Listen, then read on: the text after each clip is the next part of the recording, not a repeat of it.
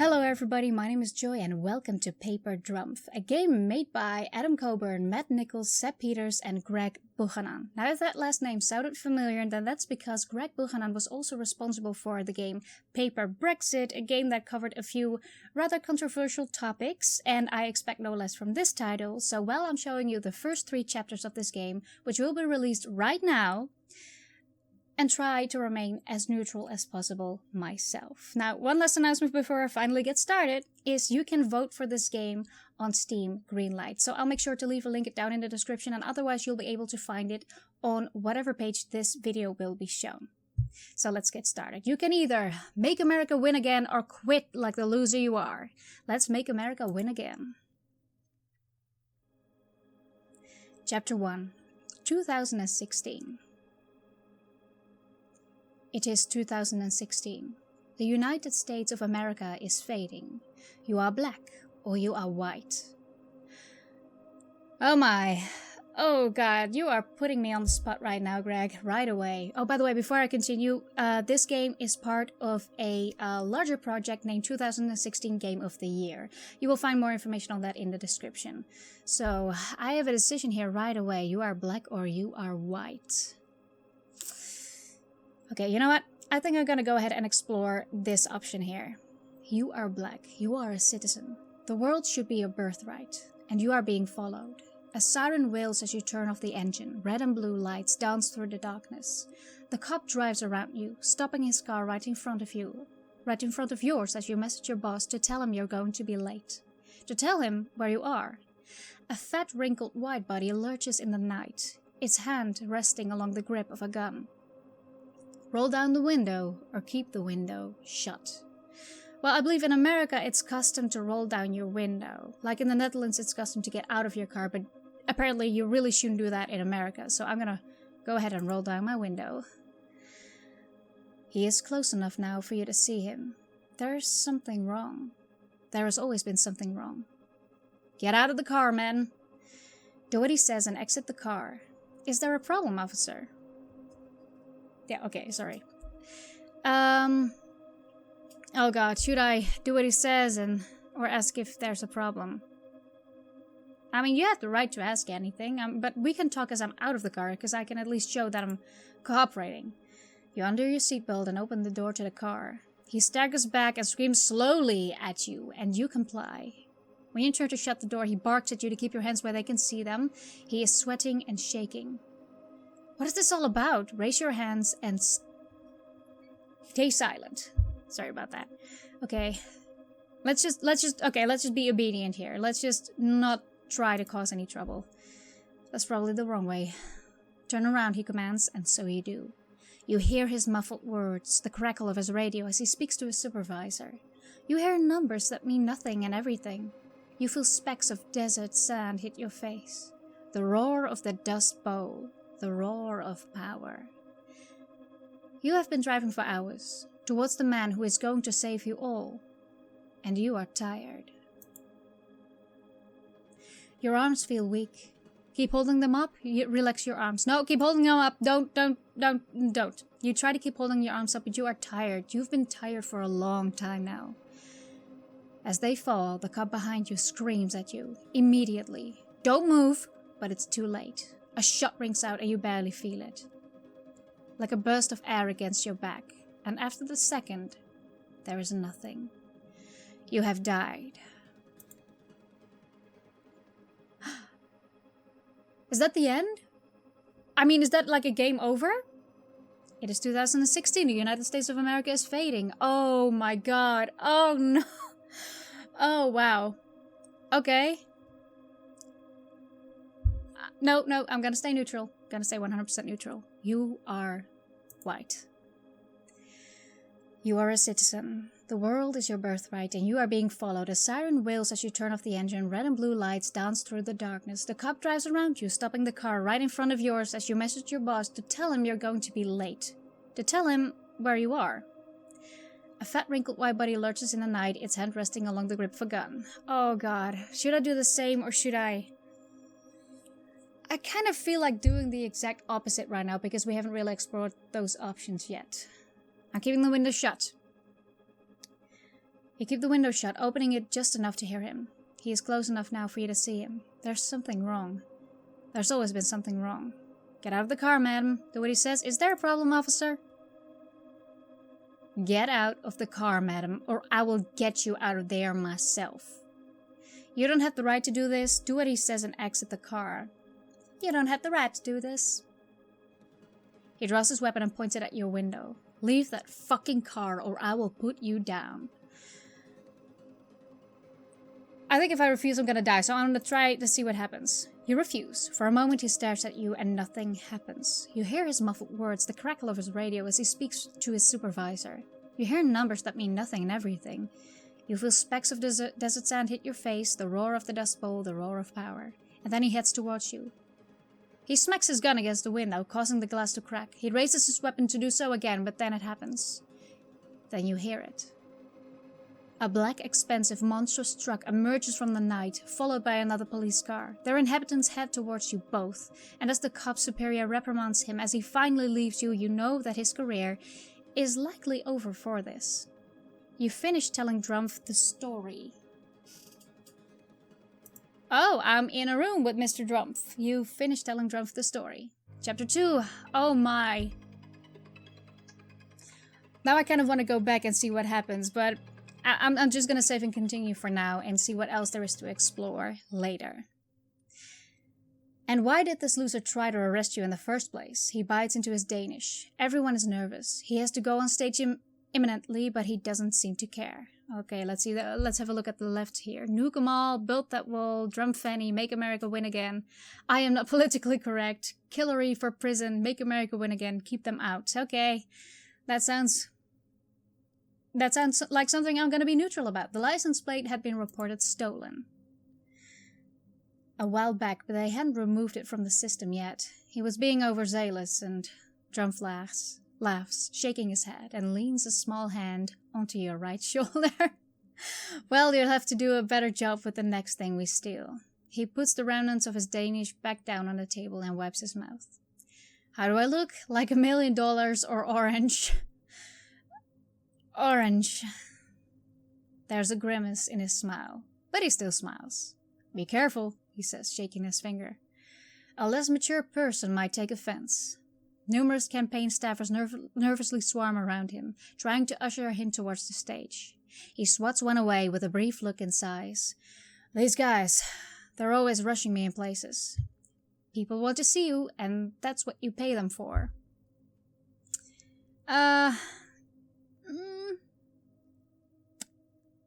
Yeah, that's what you pay them for.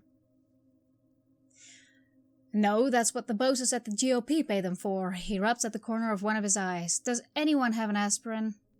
Immediately, aspirin is given. His wish is their command. It is time to go on stage, sir, or knock 'em dead, sir. I think I'm gonna go with knock 'em dead, sir.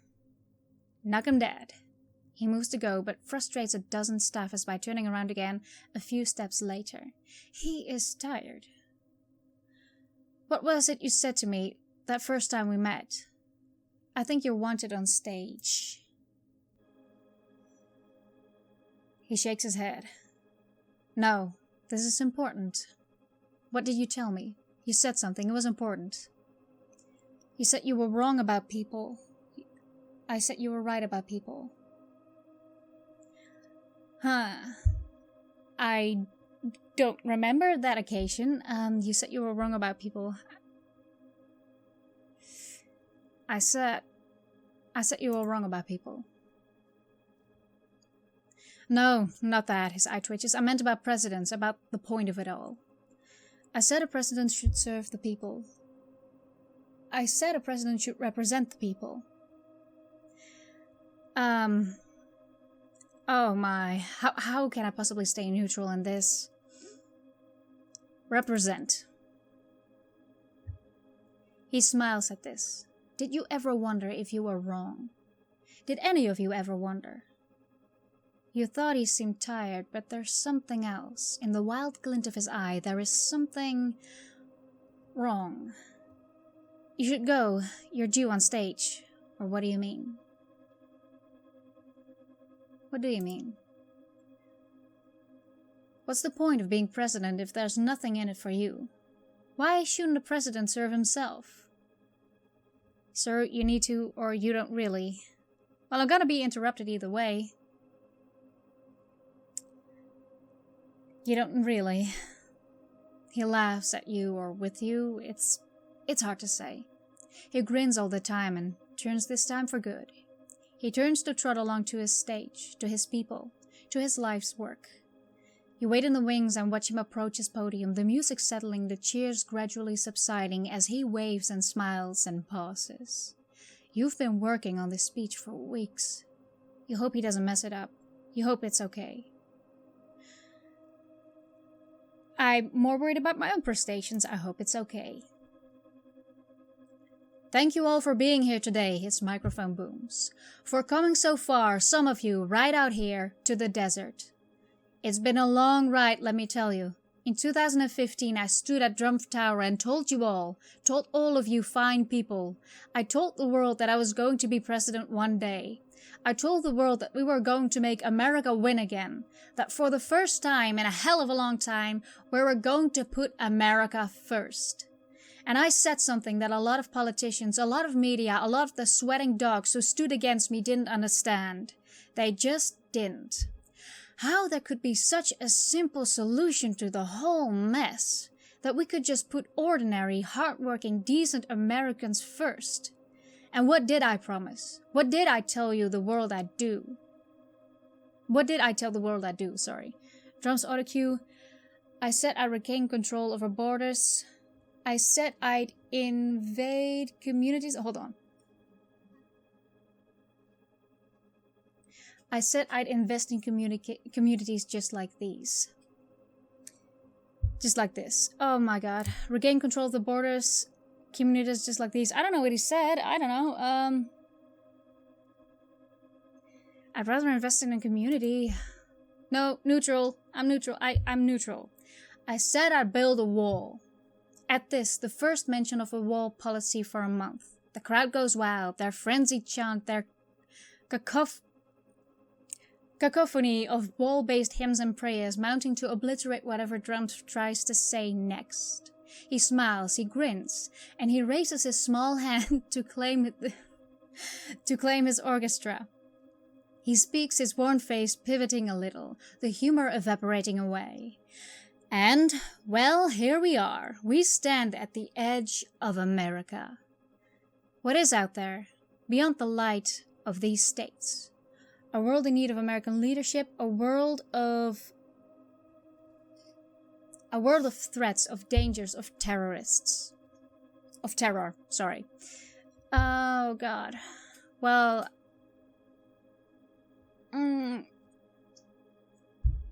Neutral. Okay, I'm gonna go with this. I'll tell you what lies out there.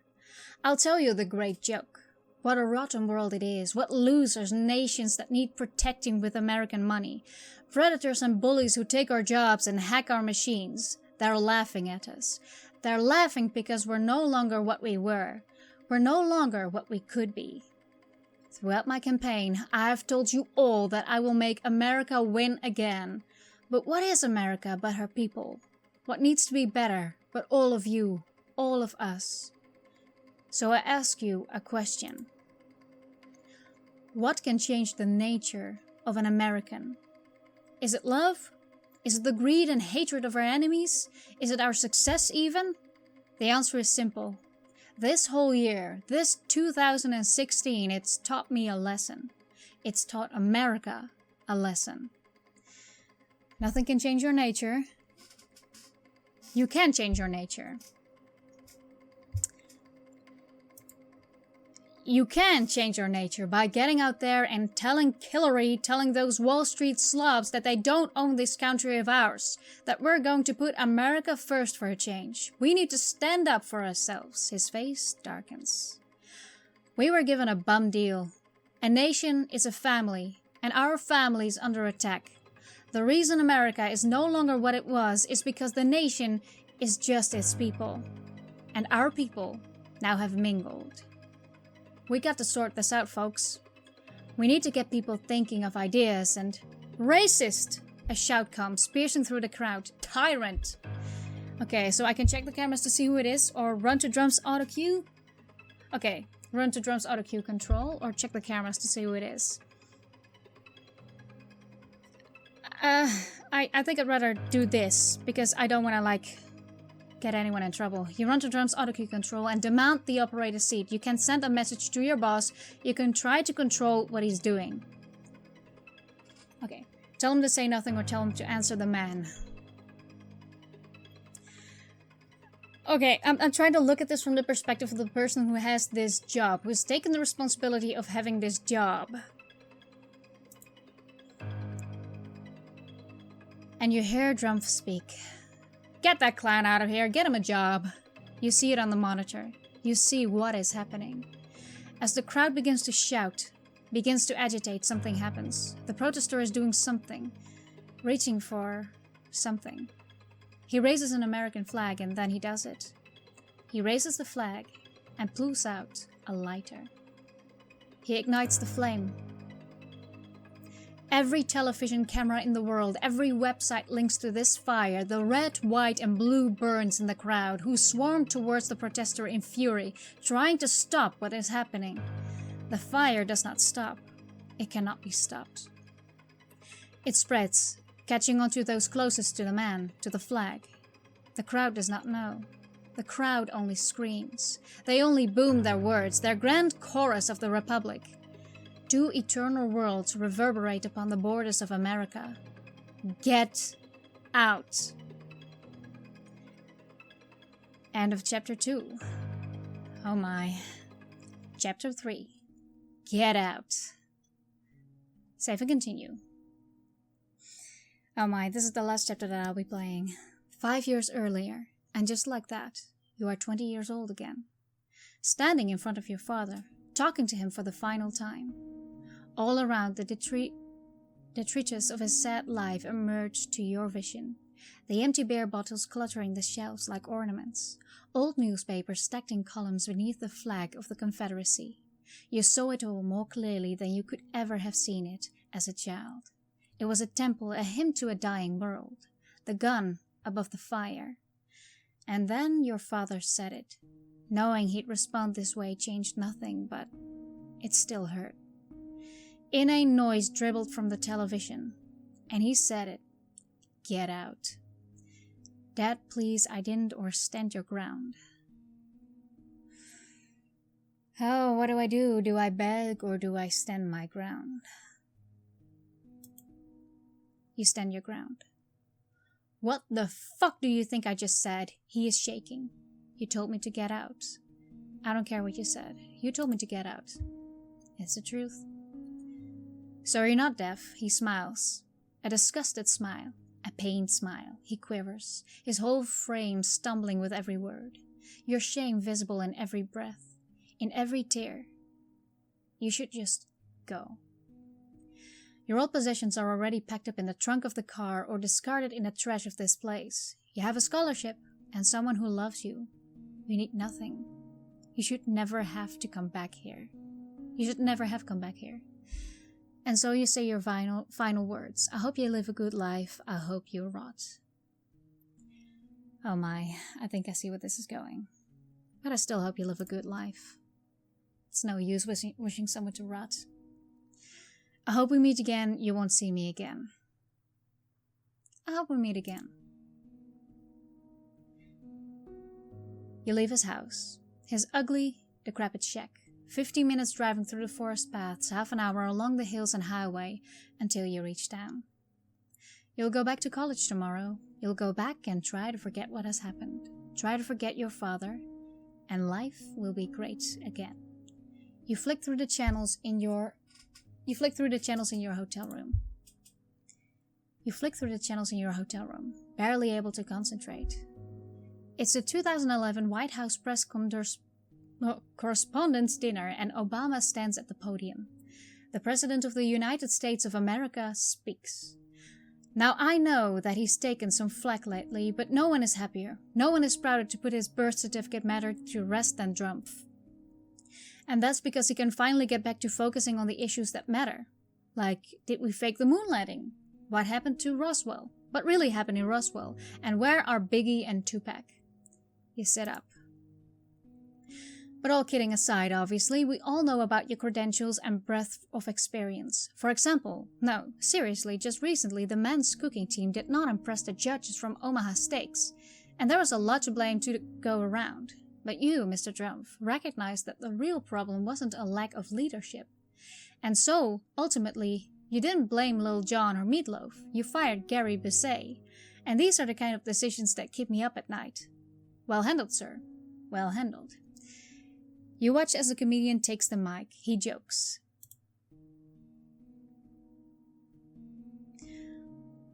Drumpf has been saying he will run for president as a Republican, which is surprising, since I just assumed he was running as a joke. You watch as the crowd laughs. Drumpf owns the Miss USA pageant, which is great for Republicans because it will streamline their search for vice president. You watch as Drumpf is humiliated. Drumpf said recently he's got a great relationship with the blacks.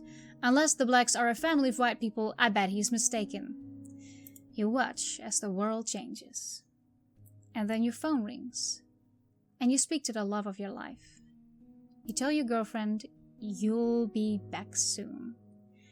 The next day you return to college. And 4 years later, you get a call. It's 2015. America's nearest rival is half a world away, waging war against the boundaries of land and sea. The cold warriors rattle and rage, pretending that they are not conquerors, pretending that the whole world is out to get them. And in the cradles of Western civilization, Daesh unleashes horror. You head west. As your flight splatters across the continent, you dream of the Republic, of manifest destiny. At the airport, a campaign staffer is waiting for you. Abigail Thoreau scrawled in red all over his sign. Hi, I'm Gary. And you go with him to the car. Ready to make America win again, Abby? He smiles, holding the door open for you. You bet, or something like that. Something like that. He opens the door to the car, and after he sits down, he looks at you in the rear view mirror. You shouldn't frown so much. I hate it when people say that. I'm just tired, let's just drive. You shouldn't be such an asshole. Say nothing. I kind of want to say that, because you know what? It's a video game. I can do what I want. You shouldn't be such an asshole. He doesn't quite know what to say, how seriously to take what you just said. You're just messing with me, aren't you? Ah, yeah, just messing with you. Say nothing.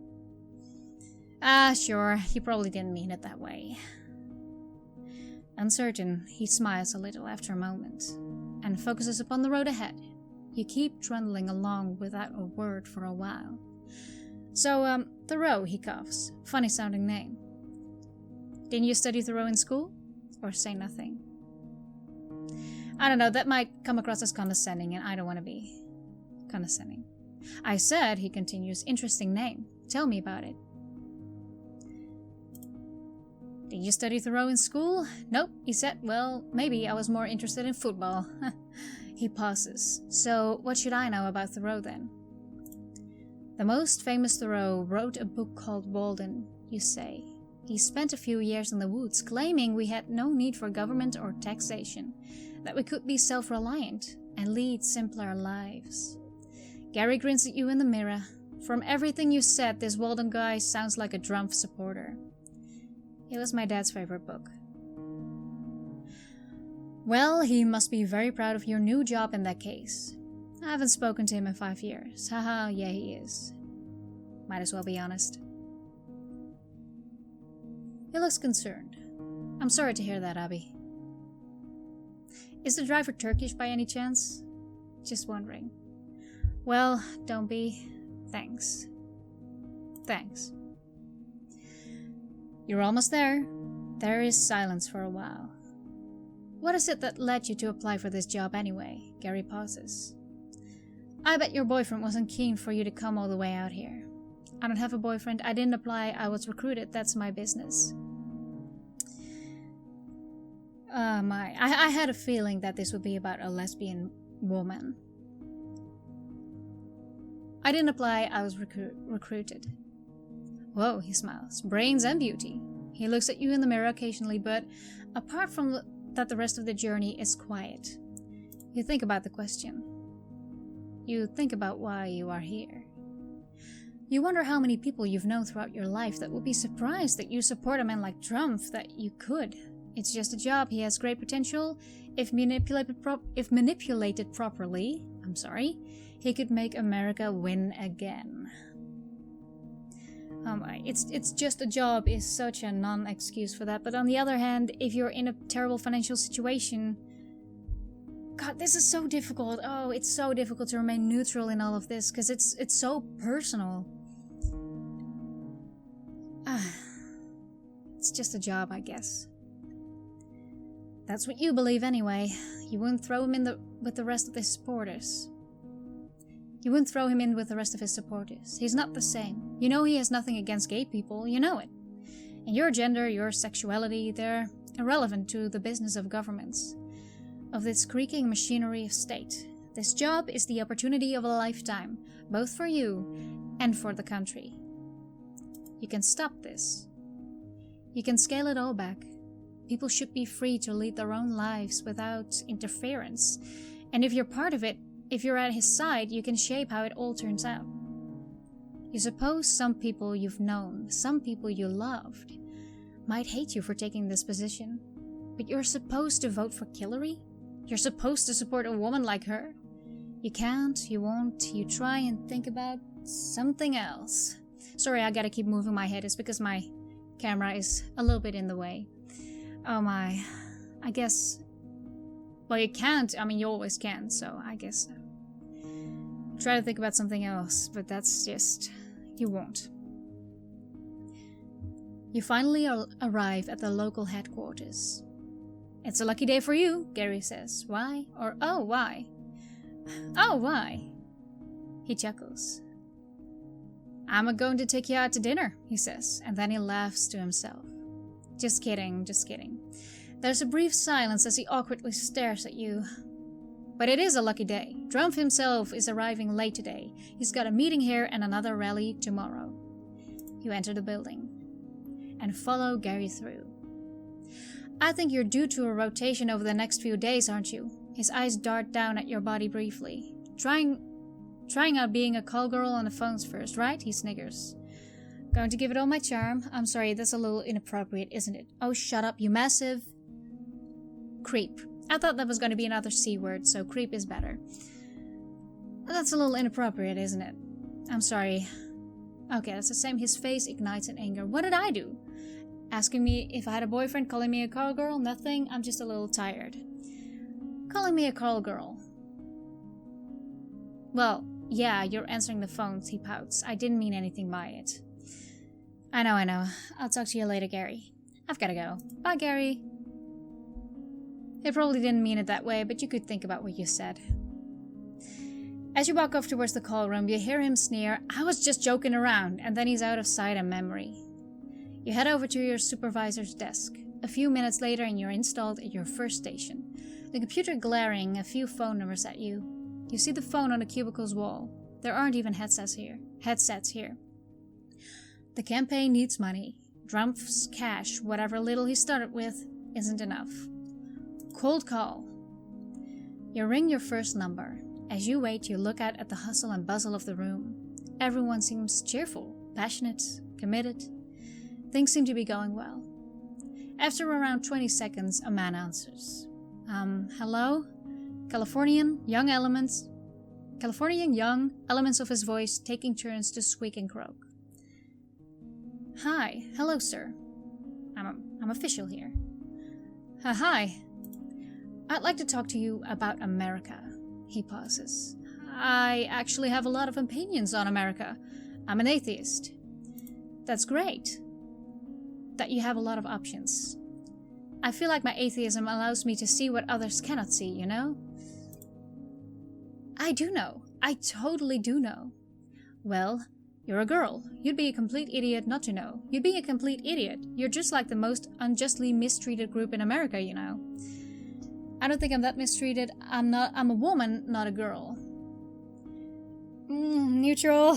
Trying to stay neutral. Oh my. I'm a woman, not a girl. Whatever. Same difference, he says. Anyway, why are you calling me? Well, I'm phoning from Drumpf's campaign and... There's a pause. You're phoning from Drumpf? His voice has grown terser. Yes, I'm phoning from Drumpf's campaign and... I think Davy Drumpf is a fucking bigot asshole. That's what I think, he pauses.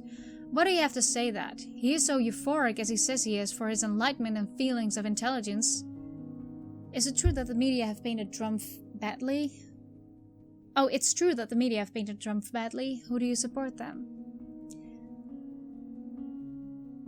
The media have painted him badly.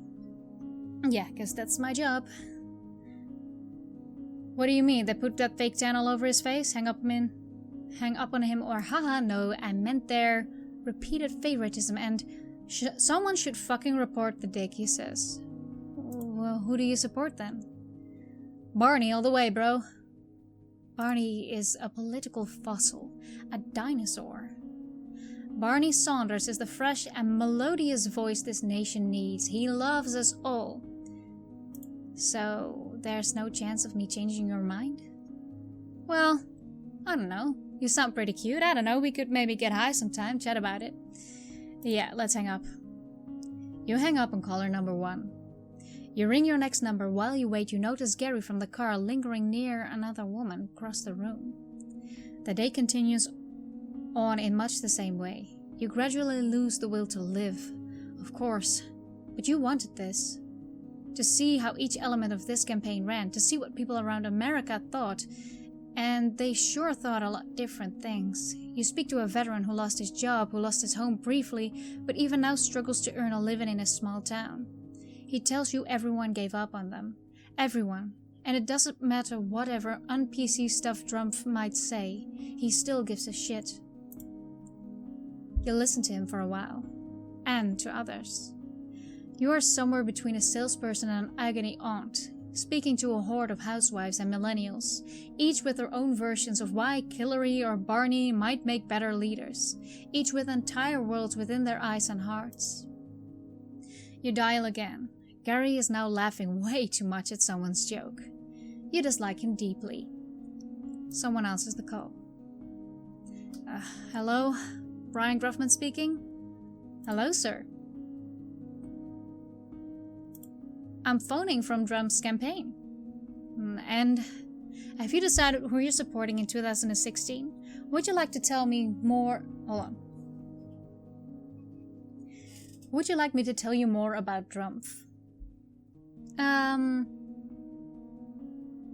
Have you decided yet? Drumpf, he states in his eponymous gruff manner. Great, that's great. Don't sound so surprised. A lot of folks think that man's gonna do some good. Why? The way I see it is this, he says, even more gruffly than before. The world's been growing darker for a long time. And people like me, people like us, we've been left out of it all. I don't mind things changing. Hell, I'd say I'd even enjoy it sometimes, but enough is enough. You got political correctness, you got radical Arabs, you got all these Wall Street guys stealing our money and sending all the jobs to China and Iran, and whoever the hell they like. But you know what, miss? They sure as hell ain't American. Thank the man and move on. Ask him if he'd consider donating to Drumpf's campaign, and he laughs. Would if I had any spare, he says. I doubt he needs any, though, if you don't mind my saying. You thank the man for his time, and are about to try to end a call when he speaks again. There's a fire coming, he says. What do you mean? We're going to get them. We're going to take America back, miss. You thank him again, and end the call. You do this all day, finishing at around 10 p.m. You start to browse the internet, caught in a loop of procrastination. The flight was long, boring, and more importantly from another time zone. You couldn't sleep even if you wanted to. But you're still not right in your mind. And so, you don't initially notice the man who enters the office. It's him. You're not sure if he realizes you're there. The room is so dark. He fumbles for some aspirin and necks it down, seemingly struggling for breath a little afterwards. You introduce yourself or you stay silent. Go introduce yourself. Mr. Drumpf, you say, and he turns to look at you as you stand. I'm Abigail Thoreau. You're new? I know who you are, he says, quiet and cold. He smiles after a moment, unexpectedly and joyously. Tell me, Abigail, and be honest with me. Be frank. Do you ever feel afraid? Of who? Of what? No. Of what? Of people. Who else? Everyone. Everyone is a threat. Don't tell me you don't feel it too. I don't understand, or you stay silent. I don't understand. I felt it since the day I was born. I told my therapist. I said to him about my fears. I spoke to him and he told me it was something Freud said. That he said that we were all just animals laughing at each other as we died. That's all we were. What do you think of that? You have a therapist? Well, many people have therapists. No, I wouldn't need a therapist. I talked to one a while back. He was one of those clowns for my daughter's parties. Why would I? What are you trying to say to me? Nothing, I misheard you. I'm sorry, I was being... stupid. Sorry. Nothing, I misheard you. I misunderstood him. He continues his train of thought, staring down at the floor for a little bit and then looking up at you, his face tired, angry, fallen. So you don't have to wonder why people are mucked up, why they're losers, why they cheat and steal and lie and do the things they do. They're animals. We're all animals. If you realize that, you can make yourself into anything you like. That'd be my advice to a lady like yourself. Do what you want to do. Don't listen to in here or even in here. Just do what you want to do. You're wrong about people. Oh. He croaks. That's the first time for everything, but I doubt I'm wrong. And if I'm right, he goes on, you have to wonder what, with a dirty world like this, what's the point of a president? What's my job going to be? You should represent them, as best as you can. Perhaps, he says. But maybe not. Maybe I don't want to do that. Maybe I don't want to do what has been done before. Maybe I'll do something new, he smiles. Do we ever have violent thoughts, Abby? With all the lies, all the frauds we're being told. What do you mean, sir? What do you mean? That loser who picked you up from the airport, what was his name? His name was Gary. Well, I think he's still here. He's in his office right now. He smiles and stands up. Walk with me. Follow the leader, I guess. You follow the leader, and sure enough, there Gary is, chatting away on his phone at a dimly lit desk. Drumpf asks you to wait a little bit out of your sight, and you do so. He grins and knocks on the door. And knocks on the open door. Bedtime? Gary throws his phone down in unadulterated joy and surprises. It's you! Oh my god, in unadulterated joy and surprise. It's you. I'm sorry, I don't want to butcher it. It's me, Drumpf says, mimicking Gary's voice. So how are things down here? Running a smooth ship? Of course, couldn't be better. No? Drumpf pauses. No problems? Not at all. Our numbers are... You picked up that new girl today, didn't you? Gary blinks. Yep, he says, a little nervously. I picked her up from the airport and... What do you think of her, Gary? She's... He pauses. What do you think of her, Mr. Drumpf? Drumpf laughed. I asked you first. Gary winces. I think she's okay. She was a little inappropriate, but... How so? I just say she'd enjoy being a call girl, calling people on the phones, and she went all crazy at me.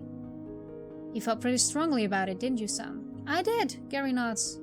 Strong enough to write an email to your superior and stir up my goddamn day, Drumpf pauses. Abigail, come over here.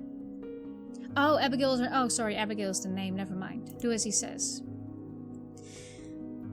This clown, this loser, he wanted you fired, Drumpf smiles. Maybe if you'd slept with him or kissed his ass 100 times, he wouldn't have done it. Sir, Gary explains in a panic. Sir, You're fired, Gary.